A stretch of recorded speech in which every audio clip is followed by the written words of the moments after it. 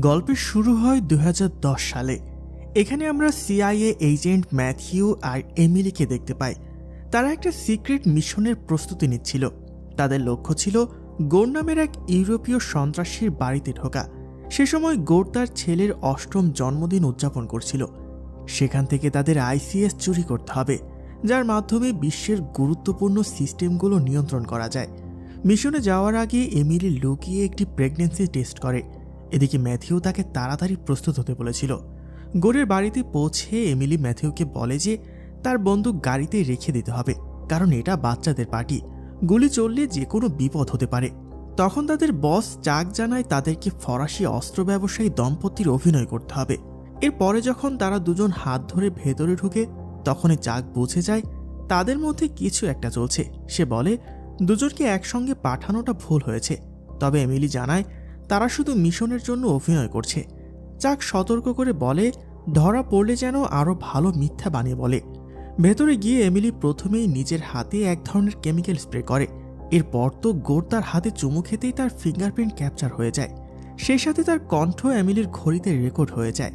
চাক দূর থেকে তাদের গাইড করছিল। কিছুক্ষণের মধ্যে ম্যাথিউ আর এমিলি গোরের অফিসে পৌঁছে ফিঙ্গারপ্রিন্ট ও ভয়েসের সাহায্যে তার সিন্দুক খুলে আইসিএস বের করে নেয়। কিন্তু সিন্দুক খুলতেই একটি সাইলেন্ট অ্যালার্ম বেজে ওঠে এবং গার্ডরা এসে পড়ে। ম্যাথিউ ও এমিলি তাদের সঙ্গে ভয়ঙ্কর লড়াই করে সবাইকে পরাস্ত করে। এরপর চাক তাদের একটি গোপন জায়গায় যেতে বলে, যেখানে MI6 এজেন্ট ব্যারন অ্যান্ড্রুস তাদের জন্য অপেক্ষা করছিল। ব্যারন এমিলির প্রাক্তন প্রেমিক, যে তাদের জন্য একটি জেটের ব্যবস্থা করেছিল। চাক আগেই বলে দেয় ব্যারনকে চাবির বিষয়ে কিছু জানানো যাবে না, কারো ওপরই ভরসা করা যায় না। ব্যারন এমিলির সঙ্গে খুব ভালো ব্যবহার করলেও ম্যাথিউর প্রতি তার আচরণ ছিল অদ্ভুত। দুজনের মধ্যে হালকা বাকবিতণ্ডা চলছিল। এটা দেখে স্পষ্ট বোঝা যাচ্ছিল তারা একে অপরকে পছন্দ করে না। যাই হোক, এরপর প্লেন আকাশে উড়ে যায় আর তাদের মিশন প্রায় শেষ হয়। ম্যাথিউ শ্যাম্পেন খেয়ে সেলিব্রেট করতে চায়, কিন্তু এমিলি করতে অস্বীকার করে। এটা দেখে ম্যাথিউ সন্দেহ করে জিজ্ঞেস করে, তুমি কি কিছু লুকাচ্ছ? তখন এমিলি জানায় যে সে গর্ভবতী। প্রমাণ হিসেবে তার কাছে অনেকগুলো টেস্ট কিটও ছিল। কথা শুনে ম্যাথিউ একটু অবাক হলেও খুব খুশি হয়। সে বলে, তাহলে চলো আমরা একসঙ্গে একটি সুখী পরিবার শুরু করি।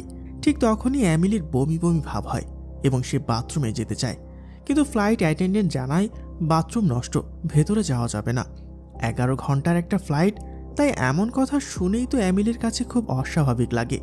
তাই এমিলি চুপচাপ ম্যাথিউকে ইশারা দেয়, কিন্তু এরপরেই হঠাৎ সেই ফ্লাইট অ্যাটেন্ডেন্ট বন্দুক বের করে বলে আইসিএস তার হাতে তুলে দিতে। ম্যাথিউ তাকে বিভ্রান্ত করতে আইসিএসটি বাতাসে ছুড়ে দেয়।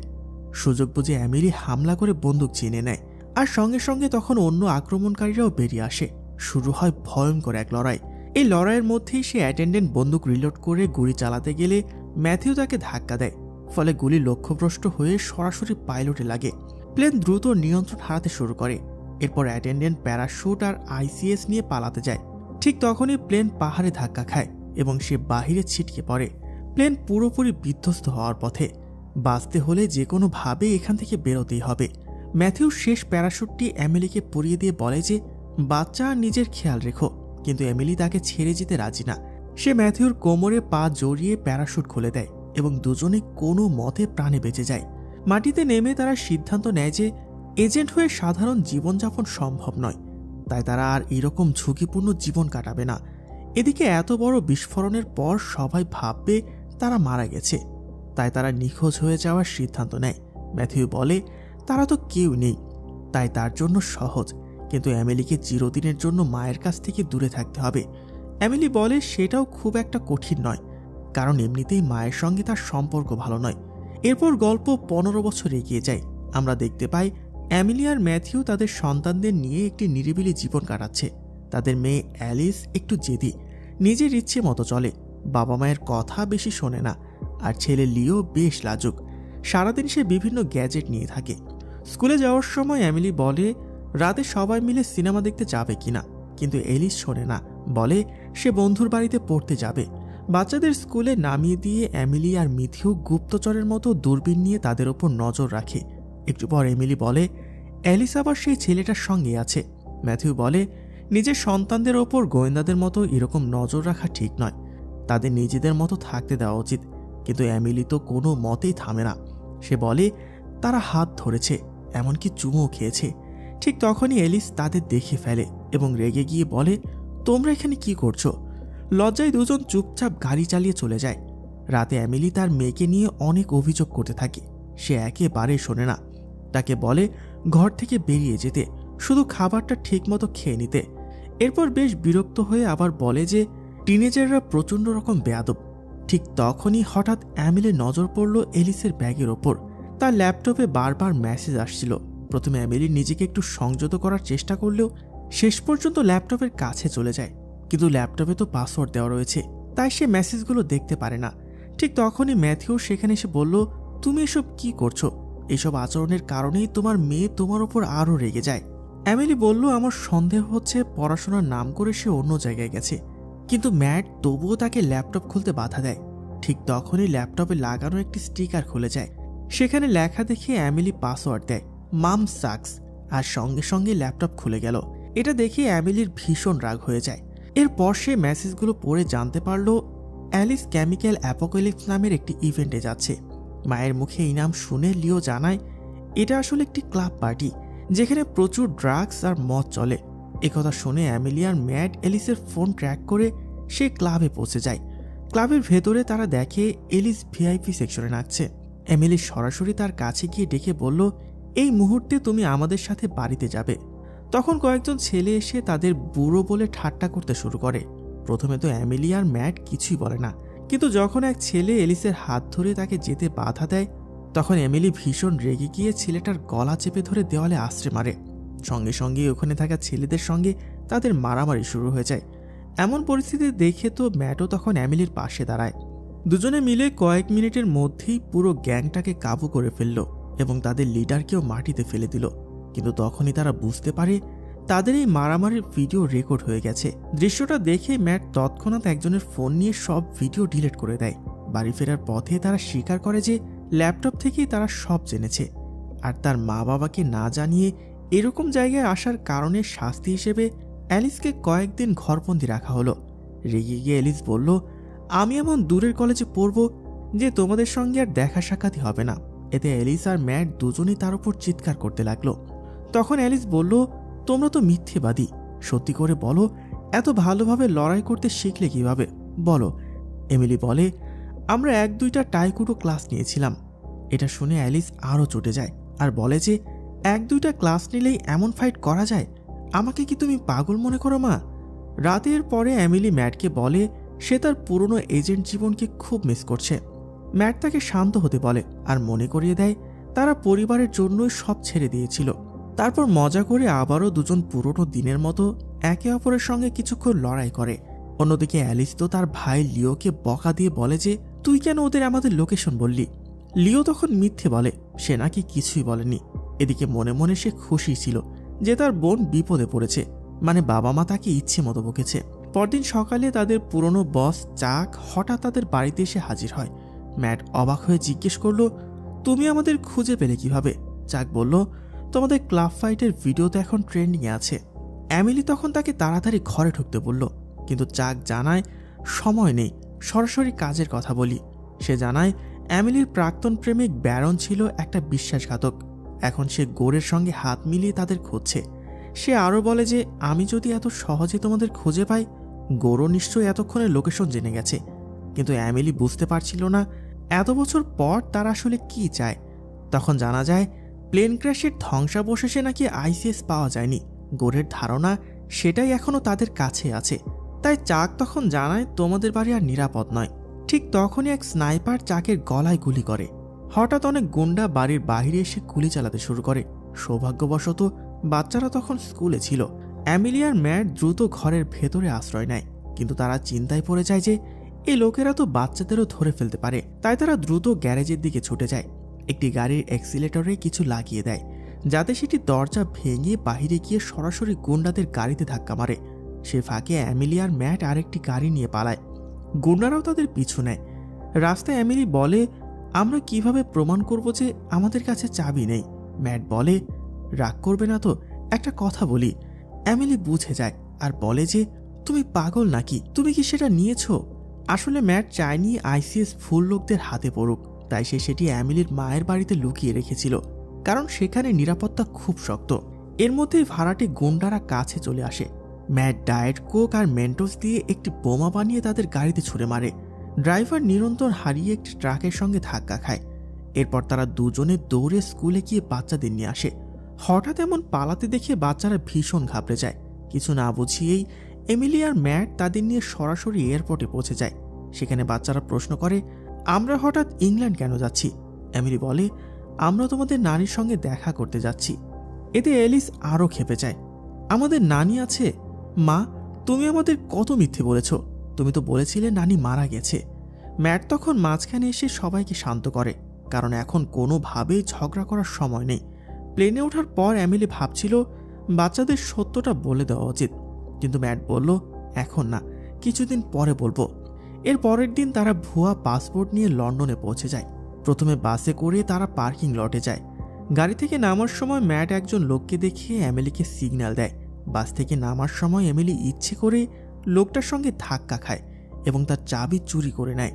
খুব কৌশলে সে চাবিটা ম্যাটকে দেয়। ম্যাট দ্রুত গাড়ি এনে বাচ্চাদের বলে এই গাড়িটা ভাড়া করা, কিন্তু তারা জানতো না গোরের এক লোক তখন বাসে ছিল এবং চুপি চুপি তাদের লোকেশন বসকে জানাচ্ছিল।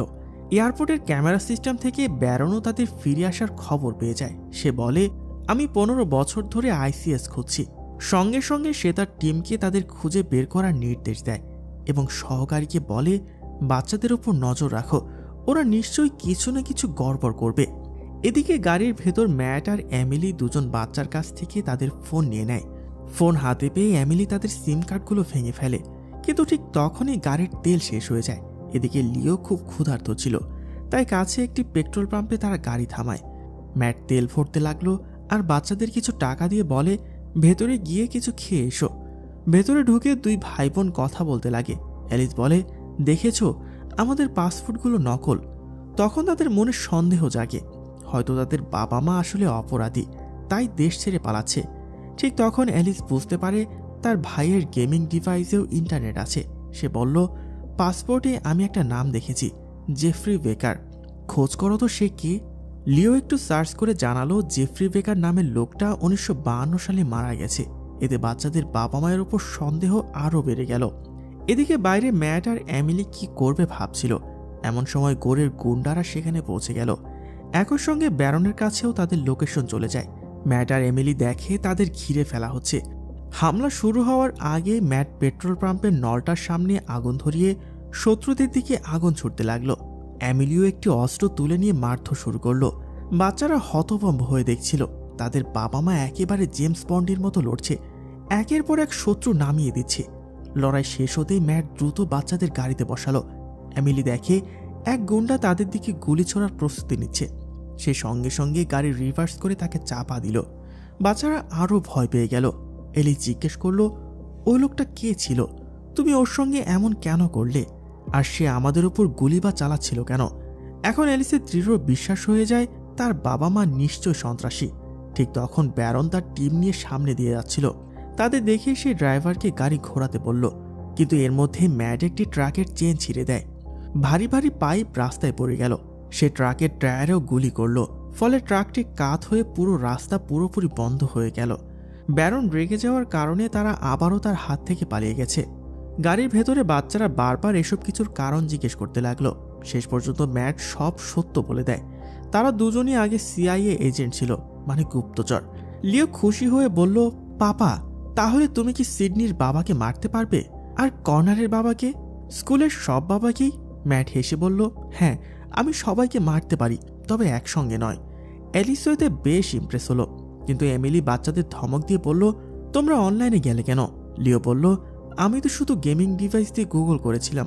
এটা শুনে ম্যাট ডিভাইসটা তুলে নিয়ে চলন্ত ট্রাকের ছাদের উপর ছুঁড়ে ফেলল। সে বলল, এমনিতেই খুব মারামারি গেম খেলিস। লিও খোঁচা দিয়ে বলল, খেলি ঠিকই, কিন্তু বাস্তবে তো করি না গেমারদের মতো। অন্যদিকে ব্যারন গ্যাস স্টেশনে তদন্ত শুরু করলো। এক গুন্ডার ট্যাটু দেখে সে বুঝে গেল লোকটা গোরের মানুষ ছিল। পরদিন সকালে ম্যাট পরিবারকে এমিলির মায়ের বাড়িতে নিয়ে গেল। অনেকদিন মা মেয়ের কথা হয়নি, তাই ম্যাট বলল সে কথা বলবে। বিশাল প্রাসাদ দেখে বাচ্চারা অবাক হয়ে গেল। এটাই কি নানির বাড়ি? তুমি কি রাজপরিবারের? এমিলি পাসওয়ার্ড দিয়ে গেট খুলল। ভেতরে ঢুকতে গুলির শব্দ শোনা গেল। জিনি, অর্থাৎ তাদের নানি, একটি পাখিকে নিশানা করে শুটিং প্র্যাকটিস করছিল। বাচ্চারা প্রথমবার তাদের নানির সঙ্গে দেখা করলো। এমিলি তখন জানতে পারে যে ম্যাট বহু বছর ধরে জিনিকে তাদের ছবি পাঠাচ্ছিল। লিও বলল, নানি, আমি কি তোমাকে জড়িয়ে ধরতে পারি? জিনি বলল, না, আমরা এসব করি না, বরং ওই মরা পাখিটা তুলে নিয়ে এসো।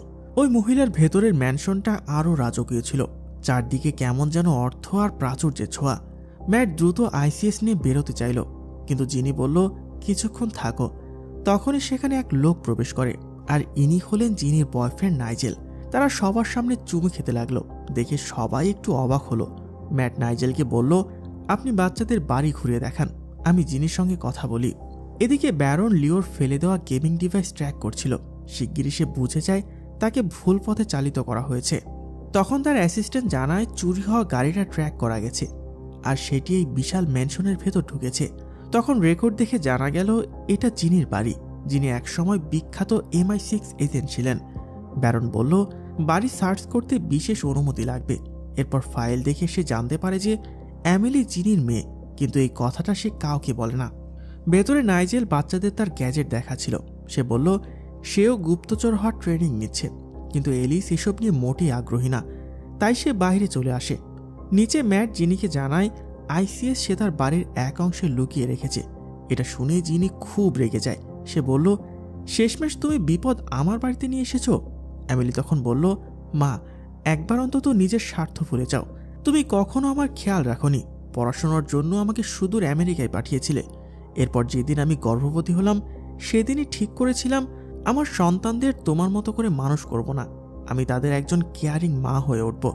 জিনি তখন মক করে বলে যে তাতে কি লাভ হলো, তোমার মেয়ের সঙ্গে সম্পর্ক তো দারুণ, সে তো তোমাকে ঘৃণা করে। কথাগুলো এমিলির মনে আঘাত করে। এদিকে দূরে দাঁড়িয়ে অ্যালিস তার মাকে কষ্ট পেতে দেখে ভীষণ দুঃখ পায়। সে ভাবে আমি কতটা খারাপ মেয়ে, আমার জন্য আজকে আমার মাকে বেশি কথা শুনতে হচ্ছে। এরপর ম্যাট আর এমিলি আইসিএস খুঁজতে চলে যায়। এলিস নানির কাছে গিয়ে বলে, আমি আমার মাকে ঘৃণা করি না, তাই প্লিজ এসব কথা বলবেন না। যিনি তখন হেসে বলে, কোনো সন্তানই বাবা মাকে ঘৃণা করতে পারে না, কখনো কখনো শুধু রাগ হয়, আর তোমার মা আসলে আমার চেয়ে অনেক ভালো। ঠিক তখনই হঠাৎ সব গুন্ডারা বাড়িতে ঢুকে পড়ে। তারা প্রথমে গেট উড়িয়ে দিয়ে কম্পাউন্ডে ঢুকে যায়। এসব না জেনে ম্যাট এমিলিকে পুরনো ওয়াইন সেলার নিয়ে যায়, যেখানে 15 বছর আগে সে আইসিএস লুকিয়েছিল। তখন হঠাৎ বাইরে হেলিকপ্টারের শব্দ শোনা যায়। তখন তাদের আবার বুঝতে বাকি থাকে না যে বাইরে অলরেডি হামলা শুরু হয়ে গিয়েছে। সাইড ডোর দিয়ে ঢুকে তারা দেখতে পায় জিনি আর নাইজেল বাধা অবস্থায় পড়ে আছে। এমিলি দ্রুত মাকে মুক্ত করে, তারপর ম্যাটের সঙ্গে বাচ্চাদের খুঁজতে যায়। মেন হলেই তারা বহু গুন্ডার মুখোমুখি হলো। তারা লিও আর অ্যালিসকে ধরে রেখেছিল। ম্যাট আর এমিলি বুঝতে পারে এতগুলো লোকের সঙ্গে একসঙ্গে লড়া সম্ভব নয়, তাই নিজের সন্তানদের বাঁচাতে ম্যাট স্বীকার করল, আইসিএস আমাদের কাছে আছে, আমি তোমাদের দিয়ে দেব, কিন্তু আমার বাচ্চাদের ছেড়ে দাও। ঠিক তখনই এক পরিচিত মুখ সামনে এলো, চাক, যাকে জীবিত দেখে সবাই তো হতভম্ব হয়ে যায়। চাক জানায় ব্যারন আসলে কিছুই করেনি, সে ভালো মানুষ, যে গুলি আর রক্ত দেখা গেছে সবই ভুল ছিল। প্লেন ক্র্যাশের পর মিশন ব্যর্থ হওয়ার দায় তার ওপর পড়ে। এজেন্সিতে তার ক্যারিয়ার ধ্বংস হয়ে যায়, তাই সে এখন প্রতিশোধ নিতে এসেছে, আর সঙ্গে চাবিও। চাক আইসিএস নিয়ে নেয় এবং তার হ্যাকারকে দিয়ে পরীক্ষা করায় এটা আসল কিনা। এদিকে গার্ডরা জিনি চেক করে বুঝতে পারে যে সে এখনো বাধা অবস্থায় আছে। সুযোগ বুঝে সে তার লুকানো ট্র্যাঙ্কুলাইজার গান বের করে একে একে সৈন্যদের অচেতন করতে থাকে। কিন্তু যখন বেশি সংখ্যক গুন্ডা এসে পড়ে তখন তাকে ছুরি আর রান্নাঘরে থাকা জিনিসপত্র দিয়ে লড়াই করতে থাকে। এই লড়াইয়ে নাইজেল গুলিবিদ্ধ হয়। অন্য ঘরেও গুন্ডাদের মনোযোগ সরে যায়, আর এই সুযোগে এমিলি ও ম্যাট গুন্ডাদের মারতে শুরু করে। কিন্তু চাক আর তার ঘনিষ্ঠ লোকেরা বাচ্চাদের দিকে বন্দুক তাক করে রাখে। ঠিক যখন ম্যাট আর এমিলি থেমে যায় তখন হঠাৎ পেছন থেকে কেউ আক্রমণ করে তাদের অজ্ঞান করে ফেলে। জ্ঞান ফিরলে তারা দেখে জিনি সেখানে আছে, কিন্তু ততক্ষণে অনেক দেরি হয়ে গেছে। চাক আর তার লোকেরা বাচ্চাদের কিডন্যাপ করে হেলিকপ্টারে করে নিয়ে পালিয়েছে। তারা সিসিটিভি ফুটেজ চেক করলেও হেলিকপ্টারের রেজিস্ট্রেশন নাম্বার পরিষ্কার দেখা যায় না। তখন ম্যাট ভিডিওতে খেয়াল করে যে লিও ক্যামেরার দিকে থামস আপ দেখাচ্ছে। সে বুঝে যায় লিও তার ফিটনেস ট্র্যাকার রিং দেখাচ্ছে, যেটার লোকেশন ট্র্যাক করা যায়। ম্যাট সঙ্গে সঙ্গে তার অ্যাকাউন্ট লগ ইন করে লোকেশন বের করে ফেলে। বাচ্চাদের লোকেশন দেখাচ্ছিল একটি আর্ট মিউজিয়াম। সেই রাতে ম্যাট আর এমিলি স্যুট পরে মিউজিয়ামের দিকে রওনা দেয়। নিরাপত্তা ছিল খুব কড়া, তাই তারা অস্ত্র বাইরে রেখে চুপি চুপি ভেতরে ঢোকে। এদিকে চাক আইসিএস এর চাবি বিক্রি করার জন্য গোরের কাছে অনেক বেশি টাকা দাবি করে। এতে গোর খুব রেগে যায় এবং তার মনে হয় চাক তাকে ঠকিয়েছে। তাই সে নিজেই লোকদের বলে যে করেই হোক চাবিটা চায়। অন্যদিকে চাক তার ক্রেতাদের ছাদের ওপর নিয়ে যায়। সে তার হ্যাকারকে বলে একসঙ্গে পুরো লন্ডনের বিদ্যুৎ বন্ধ করে দিতে। আইসিএস চাবির বিশেষত্বই ছিল এর সাহায্যে যে কোনো সিস্টেম খুব সহজে হ্যাক করা যায়। কয়েক সেকেন্ডের মধ্যেই পুরো শহর অন্ধকারে ডুবে যায়, আর সাথে মিউজিয়ামও। নিচে থাকা ম্যাট আর অ্যামিলি বুঝে যায় চাক নিশ্চয়ই চাবির শক্তি দেখাচ্ছে। অ্যামিলি বলে চাক নিশ্চয়ই ছাদে আছে, কারণ সেখান থেকে দূর পর্যন্ত দেখা যায়। তারা দেখে গোরের কিছু লোক লিফটে উঠছে, তাই তারাও তাদের সঙ্গে লিফটে উঠে পড়ে। ছাদে চাক গর্বের সঙ্গে চাবির ক্ষমতা বোঝাচ্ছিল। সে বলে চাইলে তারা নদীর ওপর বানানো বাঁধও খুলে দিতে পারে, যেটা সাধারণত নেভির নিয়ন্ত্রণে থাকে। এই ব্যারিয়ারই সমুদ্রের পানি শহরে ঢোকা আটকায়। ব্যারিয়ার নামতে শুরু করতেই নেভির মধ্যে হইচই পড়ে যায়। এদিকে ম্যাট আর অ্যামিলি টপ ফ্লোরে পৌঁছে যায়, কিন্তু গুন্ডারা তাদের পথ আটকে দেয়। ভয়ঙ্কর লড়াই করে তারা সব গার্ডকে পরাস্ত করে। ক্রেতারাও চাবির ক্ষমতা দেখে খুব ইমপ্রেস হয়, আর শেষমেশ একজন $50 মিলিয়ন সেটি কিনে নেয়। ঠিক তখনই ব্যারন তার লোকদের নিয়ে এসে পড়ে। ম্যাট জিজ্ঞেস করে তুমি এই জায়গার খবর কিভাবে পেলে? ব্যারন বলে তোমরা দুজনই আন্তর্জাতিক পলাতক, তোমাদের মতো লোকদের ধরাই আমার কাজ। এমিলি বলে এখন এসব করো না, আমাদের বাচ্চারা ওদের হাতে। ব্যারন জানায় সে তাদের গ্রেপ্তার করবে না, বিশেষ করে এটা জানার পর যে তারা চাবিটা ভুল হাতে পড়তে দেয়নি। ব্যারন বুঝে যায় যে চাকি আসল মাস্টার মাইন্ড, আর সে ম্যাট ও অ্যামিলিকে একসঙ্গে লড়াই করার প্রস্তাব দেয়। সবাই মিলে চাকের অ্যাকশন হাউসে ঢুকে পড়ে। এর মধ্যেই চাক পালিয়ে যায়, আর ম্যাট ও অ্যামিলি তাদের পেছনে দৌড়ায়। ব্যারনের লোকেরা অস্ত্রধারী গুন্ডাদের সঙ্গে লড়াই করতে থাকে। চাক তার টিমকে বলে বাচ্চাদের বোটে নিয়ে যেতে, আর সে নিজেও তাদের সঙ্গে উঠে পড়ে। ঠিক তখন গোরের লোকেরা ম্যাট আর অ্যামিলিকে আটকিয়ে চাবি চাইতে থাকে। হঠাৎ করে গুন্ডাদের মুখে লেজার ডট পড়ে। এটা ছিল জিনি, যে বন্দুক তাক করে দাঁড়িয়েছিল। তাই ভয়ে তখন গোরের লোকেরা অস্ত্র ফেলে দেয়। এবার ম্যাট আর অ্যামিলি গুন্ডাদের বাইক নিয়ে বোটের পেছনে ধাওয়া করে। গোরের ব্যাকআপ টিমও বাইকে করে তাদের পেছনে আসে, তাই ম্যাট আর অ্যামিলিকে আলাদা হতে হয়। ম্যাট তার দুর্দান্ত ড্রাইভিং স্কিল দিয়ে পেছনের লোকদের ফাঁকি দিয়ে দেয়, আর অ্যামিলি বুদ্ধি করে তাকে অনুসরণ করার লোকটাকে ফেলে দিয়ে দ্রুত একটি স্পিড বোটে উঠে পড়ে। ম্যাটও তাড়াতাড়ি তার পেছনে বোটে ওঠে। এখন তারা দুজনেই চাকের খুব কাছাকাছি পৌঁছে যায়। চাক হ্যাকারকে বলে তাড়াতাড়ি চাবি নিয়ে সেফ হাউসে চলে এসো, কিন্তু বাইরে ট্রাকে বসে জিনির অপেক্ষায় থাকা নাইজেল হ্যাকারকে দেখে ফেলে। সে দ্রুত গাড়ি চালিয়ে গিয়ে হ্যাকারের গাড়িতে ধাক্কা মারে। ধাক্কায় হ্যাকার অজ্ঞান হয়ে যায়, আর নাইজেল দ্রুত চাবি নিয়ে জিনিকে জানায়। যিনি বলে তাড়াতাড়ি করো, ব্যারিয়ার বন্ধ করতে হবে। কিন্তু ঘাবড়ে গিয়ে নাইজেল কিছুই করতে পারছিল না। স্ক্রিনে বারবার এরর মেসেজ আসছিল। ঠিক তখনই ম্যাট আর অ্যামিলি চাকের বোটে পৌঁছে যায়। তারা লাফ দিয়ে তার লোকদের একে একে পানিতে ফেলে দিতে থাকে। শেষমেশ নাইজেল মাথা ঠান্ডা করে খুব মনোযোগ দিয়ে ব্যারিয়ার বন্ধ করতে শুরু করে। ম্যাট আর অ্যামিলি বুঝে যায় সামনে ভয়ঙ্কর ধাক্কা লাগবে। তারা দুই বাচ্চাকে লাইফ জ্যাকেট পরিয়ে পানিতে ফেলে দেয়, যাতে তারা নিরাপদ থাকে। এরপর দুজনে মিলে চাকের সঙ্গে লড়াই করে। তারা চাককে ধাক্কা দিয়ে বোটে ফেলে দেয়, আর ঠিক সময় মতো নিজেরা পানিতে ঝাঁপ দেয়। চাকের বোট সোজা ব্যারিয়ারে গিয়ে ধাক্কা খায় এবং ভয়ঙ্কর বিস্ফোরণ ঘটে। সবকিছু শেষ হয়ে যায়, আর তাদের পরিবার পুরোপুরি নিরাপদ থাকে। ম্যাট লিওর বুদ্ধিমত্তার প্রশংসা করে, আর অ্যামিলি এলিসকে শক্ত করে জড়িয়ে ধরে। একটু পর জিনি আসে, অ্যামিলি তাকেও জড়িয়ে ধরে, আর অবশেষে এখন মা মেয়ের মধ্যে সব ভুল বোঝাবুঝি ঠিক হয়ে যায়। পুরো পরিবারই এখন অনেক খুশি। আড্ডা দিয়ে খুশির মধ্যে দিয়ে আমাদের আজকের মুখের গল্পটা এখানে শেষ হয়ে যায়।